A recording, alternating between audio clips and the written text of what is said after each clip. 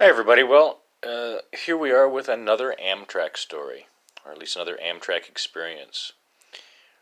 I had mentioned in my last story about traveling to Milwaukee. Well, earlier in the year 2000, I traveled to Milwaukee with my friend who had moved there, and the plan was to take the train back. What we did was pack up a moving truck with all of his belongings. I got into his personal car and followed him from Detroit, where we lived, through Chicago and up to Milwaukee. And we spent the weekend moving him in. I saw Milwaukee. If you ever get a chance, do go to Milwaukee. It's a great town. Beautiful Midwestern lakefront city. You'd enjoy it. But the plan, of course, was to take the train back. Well, for those of us who use Amtrak's Midwestern services, generally you can get a ticket. Even if it's last minute and you buy and it costs a little bit more money, you can usually get a seat. Well, for whatever reason, that day of return, there was nothing available on the Hiawatha to come back. And I was stuck at the Milwaukee Union Station with my luggage. My friend had to go to work, and I was on my own. So I looked at the schedule, and there was nothing that ran between Milwaukee and Detroit. Milwaukee and Chicago to connect with Detroit for a few hours. So what I ended up doing was actually buying a westbound Empire Builder ticket that took me as far as Minneapolis. I returned just a couple of hours later after hanging out in downtown Minneapolis on a train, another Empire Builder, that took me back all the way through to Chicago.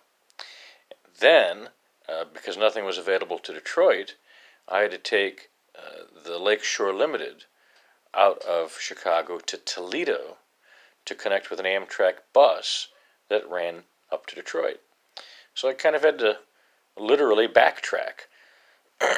And again, being a rail fan, that didn't bother me at all. But on the Lakeshore Limited between Chicago and Toledo, I hit the lounge car.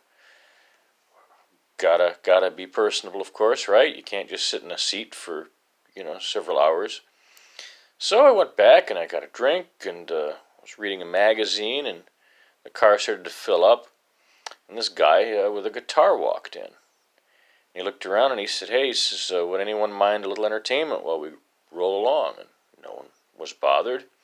Then he sat down and he played. He played great tunes, kind of 60s, 70s, singer-songwriter stuff. Everyone was entertained. Everyone was delighted.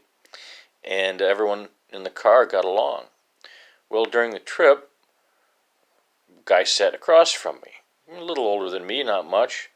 And he said, "How's it going? Where are you headed? What's going on?" And we got talking.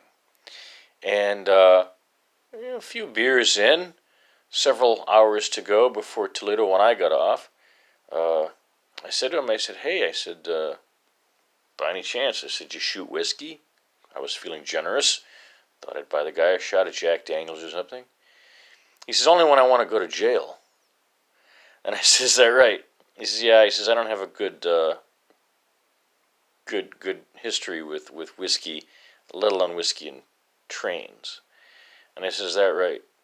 And he told me about how he was once upon a time on the City of New Orleans, heading south. And he got a little bit too busy in the bar, and they actually put him out. They put him out in the middle of rural Mississippi. He had started a fight. He'd gotten violent. They called the police. The police said, "Stop here at this intersection. We'll come get him." Little tiny little town, he says. And he got off the train, and of course, the conductors weren't going to really manhandle him. But lights and sirens were there, and door opens up, and he bolts. and he bolts and he runs like hell. He rolls under the train, he tells me, and he ran right out into the middle of the forest. And he stayed and he hid and somehow got a road, and he hitchhiked back, and that was that guy's story. But interesting to me, and then probably one of the funniest lines I've heard in an Amtrak bar car: "Did you shoot whiskey?" "Only when I want to go to jail." And that's the story. Otherwise, uneventful trip. I ended up arriving in Toledo at some bizarre midnight to 1 a.m. hour. Got on a bus to Detroit.